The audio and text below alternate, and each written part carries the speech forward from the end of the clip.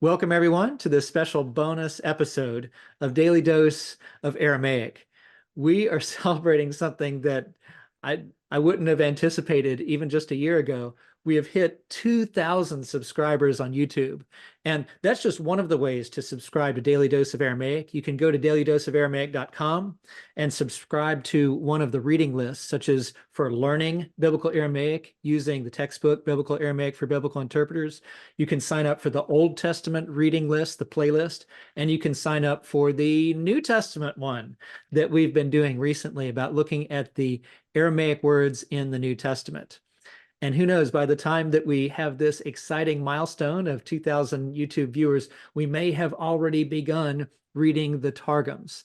So unending fun here at dailydoseofaramaic.com. And continuing in that enjoyment of what we're doing here, I am so pleased to welcome our guest, Dr. Stephen Anderson, to Daily Dose of Aramaic. Welcome, sir. Thank you. It's good to be here. So Dr. Stephen Anderson earned his Master of Divinity and Master of Theology from Capital Bible Seminary and his PhD in Biblical Studies from Dallas Theological Seminary. His ongoing projects include helping to create the photo companion to the Bible for BiblePlaces.com, writing a commentary on the Book of Revelation, doing freelance editing work, and volunteering with the Bible translation organization Bibles International. He's also taught as an adjunct professor at several seminaries. Dr. Anderson preaches and teaches in churches in both English and Spanish, and his blog, truthonlybible.com, and website, bible.truthonly.com, contain a wealth of resources spanning biblical studies and ancient languages. In fact, his blog page on resources for biblical Aramaic has been one of the most popular posts for the past 5 years. And that's one reason why we are speaking today. So we're thrilled to have you on Daily Dose of Aramaic. So is it okay if we just dive in with some questions? Sounds good. Okay. Could you please share what led you to become an academic in the field of biblical studies? Sure. I was raised in a Christian home, and I believed the gospel and prayed to receive Jesus as my Savior at an early age. I grew up in a church pastored by a Dallas Theological Seminary graduate who emphasized the study of the Bible from the original languages, and he frequently invited people like John Walvoord and Charles Ryrie to come to the church and speak. So that gave me a love for the Word of God and a solid theological foundation. However, in high school, I was more interested in other academic subjects such as math and science, computers, and politics. I wanted to use my life to make a positive difference. And because of the culture I grew up in, I believed that the best way I could do that was through politics. So I majored in political science in my undergraduate program.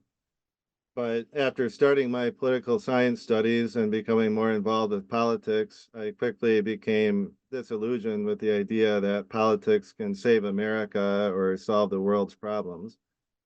And actually, improving technology and healthcare and the political system and the economy doesn't meet people's real need, which is spiritual. Actually, if you give people perfect health and money and technology, it can corrupt them and make them worse off from a spiritual point of view. So I searched for another career path. And for a brief time, I changed my major from political science to philosophy because at the time I had a scientific mindset where I felt the need to prove the tenets of Christianity through evidence and arguments. It took me a long time and a lot of struggle to understand the relationship between faith and reason and to understand why it is legitimate for a child or a simple-minded person to believe the gospel just by hearing Bible verses without studying all the evidence. It also took me a long time to realize that logic and the scientific method cannot be used to prove themselves because the reasoning becomes circular. For secular philosophers, the realization that the scientific method is circular led to the collapse of logical positivism and the development of postmodern relativism. Mm. For me, it drove me back to the Bible as the one thing that I could trust completely and could not doubt. So is after my disillusionment with politics and philosophy that I dedicated my life to studying the scriptures. My study of philosophy also resulted in much stronger convictions than most scholars have that the Bible is the only infallible source of truth. It's the only book with life-changing power.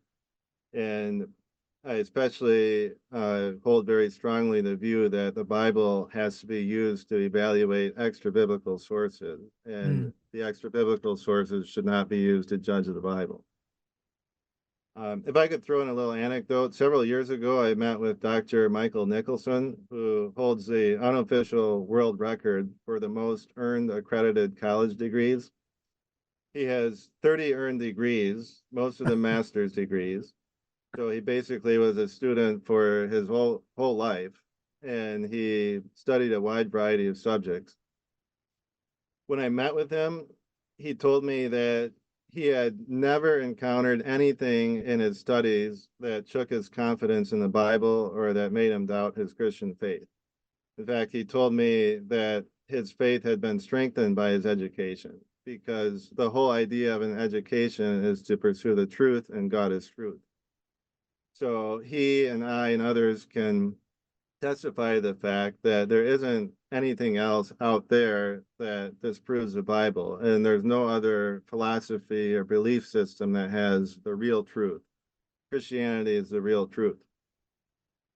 Now, it's true that the majority of scholars reject the Bible and Christianity, but they do so more for moral and spiritual reasons. It's not because there's anything unreasonable about belief in the Bible and the Christian gospel. So, getting back to my story, it was in the third year of my bachelor's program that I decided to go to seminary after graduating. Mm. I took a year of biblical Greek at a local Christian college, and I took 2 years of Arabic in order to help me learn Hebrew and Aramaic. I also undertook an intensive study of Bible prophecy while I was in college. The pastor of the church that I attended at the time was a graduate of Capital Bible Seminary, Mm. and so that's where I went for my MDiv and THM programs. Capital Bible Seminary, unfortunately, no longer exists, but I received an excellent education there.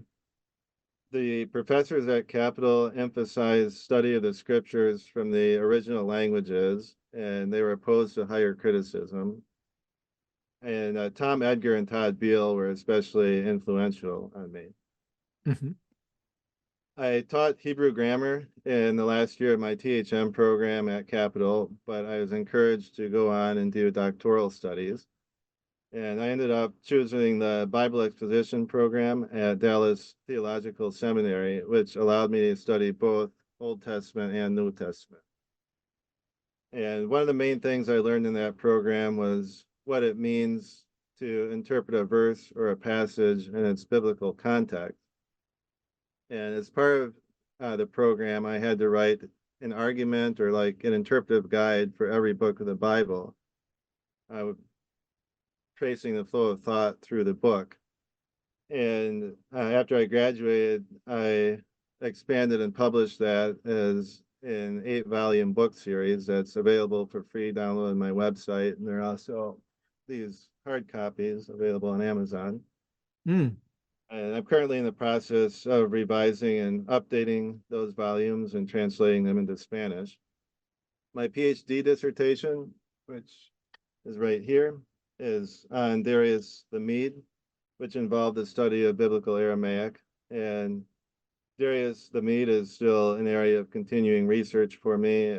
A number of other scholars have taken up my view and advanced more arguments for it. And actually, a Persian translation of my book on Darius the Mede was recently published in Iran. So that's my story. Mm. Well, it's fascinating. And as we have seen with many of the folks we've talked with on Daily Dose of Aramaic, we do see some common themes here. So it's exciting to be in this group of people who value the biblical text, and especially for our purposes, the Aramaic parts of the Bible. Well, let's dive in for some more interesting questions here. So my second question, you own, and we can see some of them there, you own an extensive collection of grammars and other works on Aramaic, including many books in languages other than English. And you profile them for your readers on your blog. Could you share with our viewers your observations on these works, including how non-English resources compare to those available in English? Sure, sounds good. So first of all, for those who are new to Aramaic, Aramaic is a language with 3,000 years of written history. That means there are many varieties of Aramaic. So when you're studying the Aramaic of the book of Ezra or the Aramaic of the book of Daniel, you'll want to make sure that you're using grammars and lexicons of biblical Aramaic, which is the type of Aramaic used in the Bible. Second, it's helpful to categorize the types of resources available for biblical Aramaic. These include, first of all, grammars, which are both introductory and reference grammars. Second, lexicons. Third, critical editions of the biblical text and resources for text criticism. Fourth, Bible software, online resources and videos. Fifth, reading and translation aids. Sixth, journal articles, book sections, and other specialized studies. Seventh, commentaries and Bible dictionaries. Eighth, audio recordings. And ninth, general Aramaic and comparative Semitic literature. The first category, which is grammars, is probably going to be the focus for most people. Most of us start learning biblical Aramaic by means of an introductory grammar that teaches the fundamentals of the language. The introductory grammars for biblical Aramaic usually assume that the student has previous knowledge of biblical Hebrew. So if you don't know biblical Hebrew, you will do well to learn the basics of biblical Hebrew before launching into biblical Aramaic. The nice thing is you can learn the fundamentals of biblical Aramaic in one semester instead of the normal 1 year, because you can transfer much of your knowledge of Hebrew over to Aramaic. This grammar by Eric Raymond is the one that is designed to teach biblical Aramaic without previous knowledge of Hebrew. 25 years ago, there weren't that many options for introductory grammars of biblical Aramaic, but there have been many new grammars published in recent years. The differences between these grammars include different teaching styles, different target audiences, and different theological perspectives. I actually think beginning Aramaic students could benefit from having two grammars so they can look up further explanations in the second grammar when there's a gap or something they don't understand in the main grammar that they're using. I'll give you some examples. Elder John's short grammar of biblical Aramaic is one of my favorites. It's a traditional style introductory grammar written by an Aramaic expert who is theologically conservative. And there's a superb answer key for the homework exercises written by James Jumper. But if you're using John's grammar, you could benefit by also having Dr. Callahan's grammar for reference. John's grammar is somewhat dated, but Callahan uses newer terminology for the verbal system and he references newer studies. Callahan's grammar also has side-by-side comparisons and contrasts between biblical Hebrew and biblical Aramaic throughout the book, and these will help clarify the concepts as one reads John's grammar. If, on the other hand, you're using Callahan's grammar as your primary text, you could consider buying Andreas Schule's grammar as a supplement to explain the grammatical concepts in a different way. The things I like about Schule's grammar are its accuracy and conciseness. The grammar is by Greenspan, this one, and by Edward Cook, this one, are designed more for students in a Semitics program than for normal seminary students. They're also heavily colored by the views of critical scholarship, especially with regard to the date and authenticity of the book of Daniel. Having said that, Greenspun and Cook are both excellent Aramaic scholars, and I actually use Cook's grammar like a reference grammar because of its level of scholarship and technical detail. And that leads me to mention the main reference grammar in English for Biblical Aramaic, which is the 7th edition of Franz Rosenthal's Grammar of Biblical Aramaic. This is a very useful and reliable volume, although it's quite concise. Besides Rosenthal and the introductory grammars, there are 4 additional very helpful grammatical aids for Biblical Aramaic. First is John A. Cook. So this is a different author than the Edward Cook who wrote the grammar. John A. Cook's Aramaic, Ezra and Daniel, a handbook on the Aramaic text. And second is Takamitsu Muraoka's Biblical Aramaic Reader with an Outline Grammar, which is a concise introductory grammar followed by concise grammatical annotations on Biblical Aramaic texts. Third, there is the Biblical Aramaic Reader and Handbook published by Hendrickson, which is more helpful for reading and translation practice than for exegesis. And fourth, there is James Jumper's annotated answer key to Elder John's grammar, which I already mentioned, which has very helpful grammatical notes on all of Aramaic Ezra. Moving from the grammars to the lexicons, there is an important difference between Biblical Hebrew and Biblical Aramaic when it comes to the available lexicons. Hebrew was a national language, whereas Aramaic was an international language. That means that while most of our knowledge of ancient Hebrew comes from the biblical corpus, most of our knowledge of ancient Aramaic comes from a vast corpus of extra-biblical literature. For that reason, a good lexicon of biblical Aramaic can only be written by scholars who have studied extra-biblical Aramaic extensively.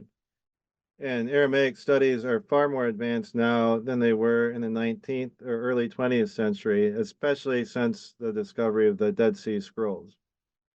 So I still have respect for the older BDB lexicon in Biblical Hebrew because it's mostly based on an analysis of the biblical text. But the Aramaic section of BDB is not nearly as reliable or well researched. For Biblical Aramaic, you should use a newer lexicon that incorporates insights from advances in Aramaic research. The standard lexicon for Biblical Aramaic is the Aramaic section of the Hebrew and Aramaic lexicon of the Old Testament, abbreviated Halot. It's very well researched and reliable.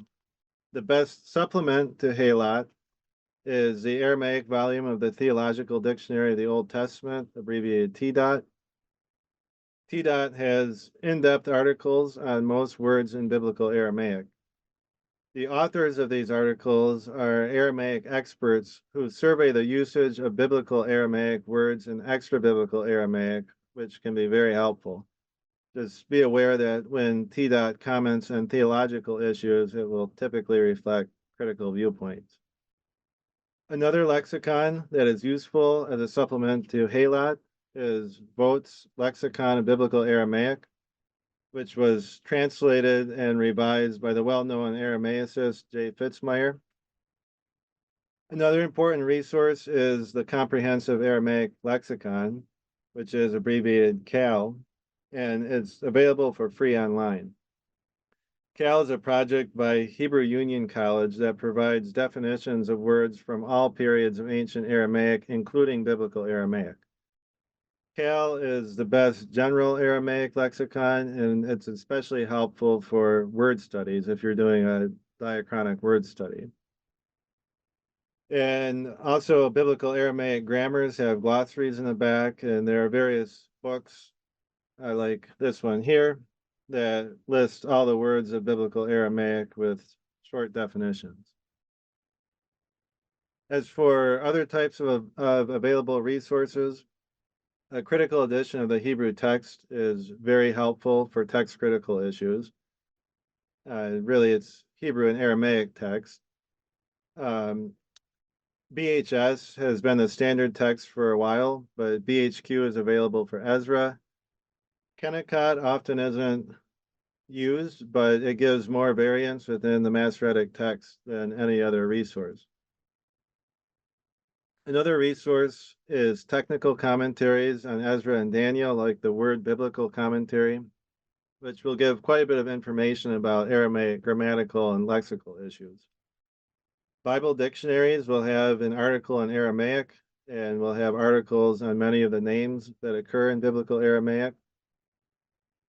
There are some high quality readings of Biblical Aramaic that are available for free online, which I find helpful.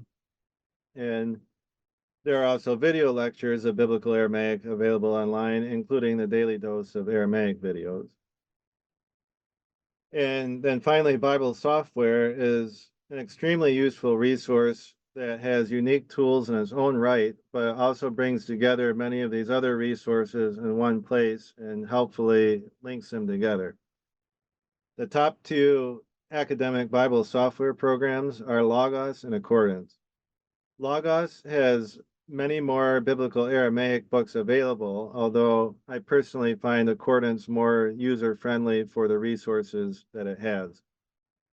One feature that I find useful in both Logos and Accordance is the ability to do a scripture reference search within Halot, which shows where Halot comments on the specific uses of words in the verse you're studying. Now, English is by far the language with the most available resources for the study of Biblical Aramaic. However, there are quite a few resources available in other languages. Some of our best English resources, including Halot and TDOT, are translations of German works. So I have here the original German edition of the Aramaic volume of TDOT. There are also some excellent German resources that haven't been translated into English. The reference grammar by Bauer and Leander is still considered a standard reference work for Biblical Aramaic, even though it's dated. And you can access Bauer and Leander online. The reference grammar by Stanislav Siegert covers various dialects of ancient Aramaic, including Biblical Aramaic, and you can borrow this grammar free of charge from archive.org.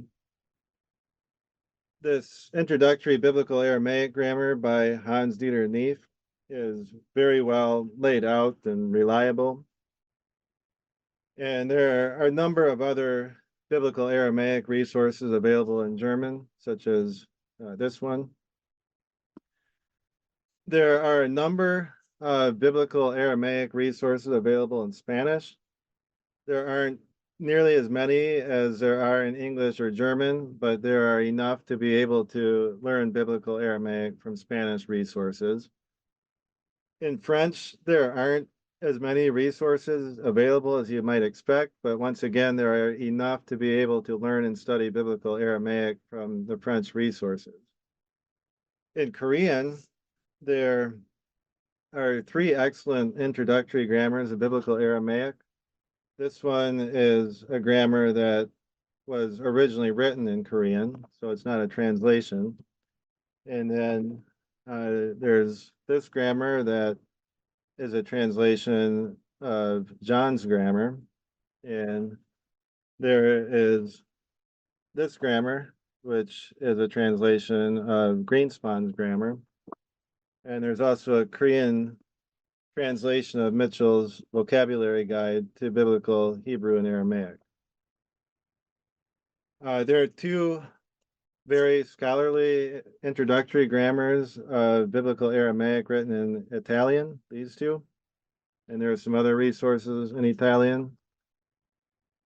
Dr. Callahan translated his grammar into Chinese. There's a modern Hebrew grammar of biblical Aramaic, and there is at least one Dutch grammar of biblical Aramaic. So that's a quick overview of the resources, and you can find more detailed information in my blog article. Well, Dr. Anderson, thanks so much for that overview. It's a really impressive personal library of Aramaic resources. Especially impressive to me is the other languages. So here's another question for you. One component of your evaluation of Aramaic study materials, as we've seen, is the stance of the authors towards the Christian faith and, of course, critical issues. Have you seen authors' religious convictions affect their linguistic work? Yeah, so there are three main things I look for when reviewing biblical Aramaic resources. One is accuracy and scholarship, because if a grammar or lexicon isn't linguistically reliable, nothing else really matters. Second thing I look for is usability. Some grammars are easier to use or better formatted than others, and different grammars have different target audiences. The third thing I look at is the theological perspective of the author, which is something that matters for any book in the area of biblical studies. Mm. For biblical Aramaic specifically, the date of the composition of the book of Daniel and the book of Ezra are disputed, and that affects whether the author analyzes the grammar of biblical Aramaic as a dialect of Imperial Aramaic or as a later development from Imperial Aramaic.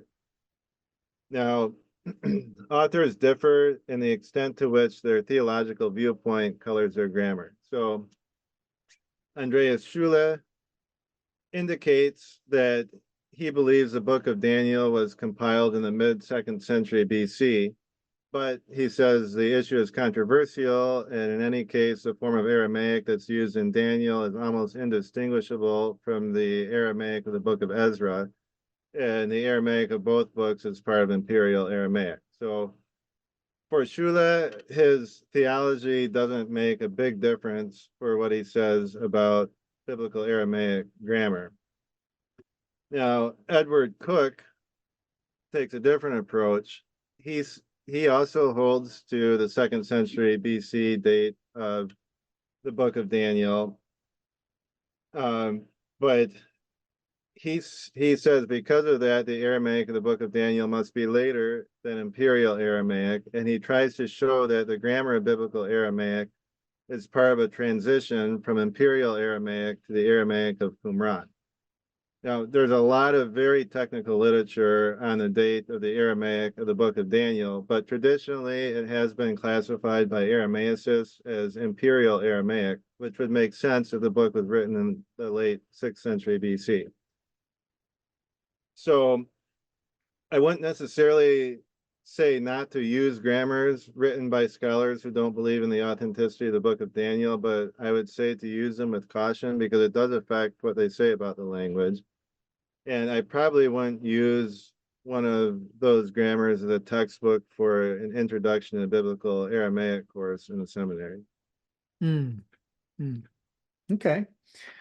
Well, shifting a little bit, the kind of question we're discussing, kind of stepping back a little bit, given that Aramaic is the language of only 1% of the Old Testament, as we know, how would you answer those who would assert that requiring knowledge of biblical Aramaic among pastors and translators is impractical and ultimately unnecessary?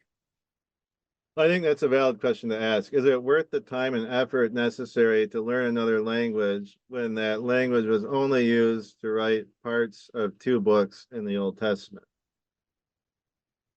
I would say, first of all, the Aramaic portion of the Bible is disproportionately significant because of the importance of the book of Daniel to biblical prophecy and apologetics. Mm. It's relatively common for pastors to preach sermons from the book of Daniel, but when they're preaching from the Aramaic portions, many do all their study from English translations. That'd be like preaching through the New Testament without any knowledge of Greek. It's possible to do that, but you can't go nearly as deep or be as confident in what you're saying. And the nice thing about biblical Aramaic is if you already know biblical Hebrew, you only need a 1-semester course to gain a working knowledge of biblical Aramaic.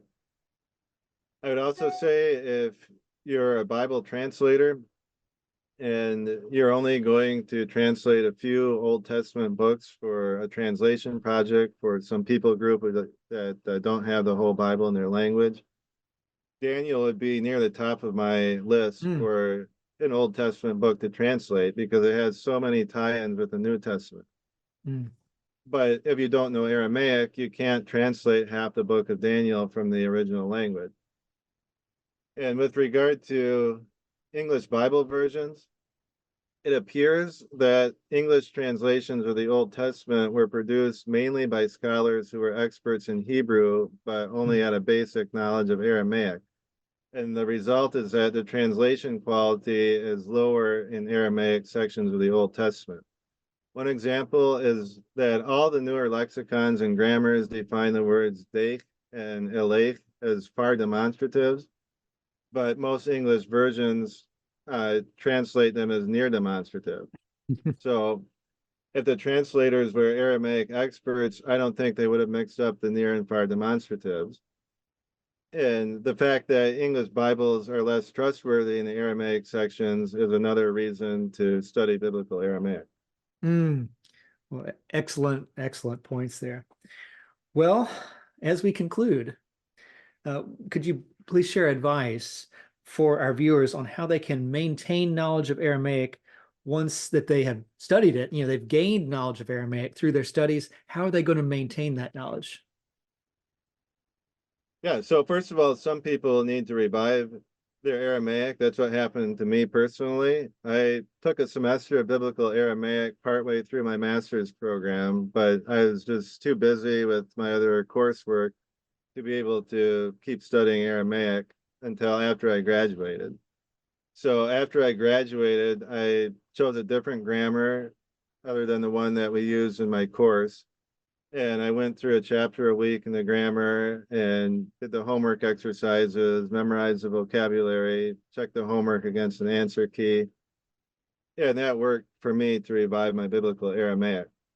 Another thing you could do is just read through a short grammar like John's or Shula or Muraoka or your grammar. Um, or you could watch Dr. Callahan's grammar lectures on the Daily Dose of Aramaic website, follow along with his grammar. If you just need to keep up your biblical Aramaic, it helps to read through all the Aramaic portions of the Bible every year, which is doable because the corpus is so small. And if you want to make it easier on yourself, you can listen to free recordings online of scholars reading biblical Aramaic and just follow along in an English text.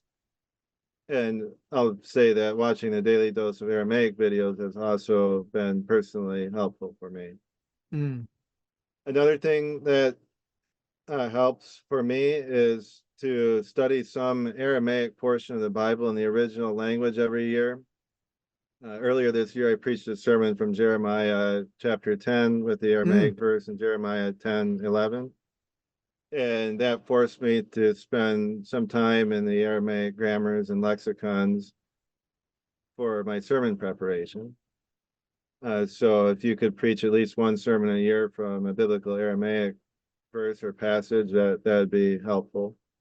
And then finally, I'd say keep up your biblical Hebrew, because if your biblical mm, Hebrew is sharp, you will intuitively pick up on a lot of things in biblical Aramaic. mm. Indeed.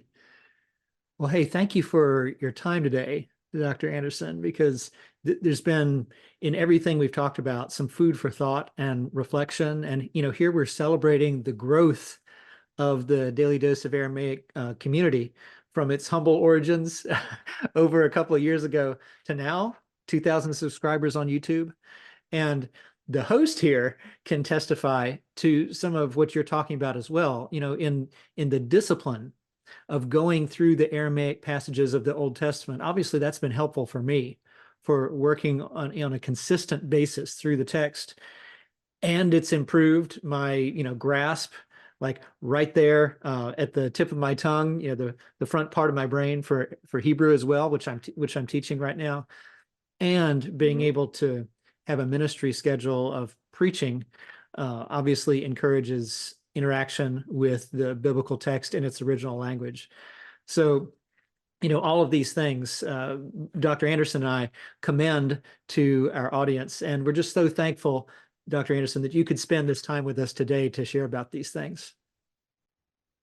Yeah, and I'm very grateful to be able to um, share with your listeners about Aramaic resources. If any of the Daily Dose of Aramaic listeners knows of some resources that I've missed, I should add to my article, or you want to make some other comment, you could comment on the article or on the YouTube video, and I'd appreciate it. Yes, indeed. Well, thanks again. We'll see you on the next episode of Daily Dose of Aramaic.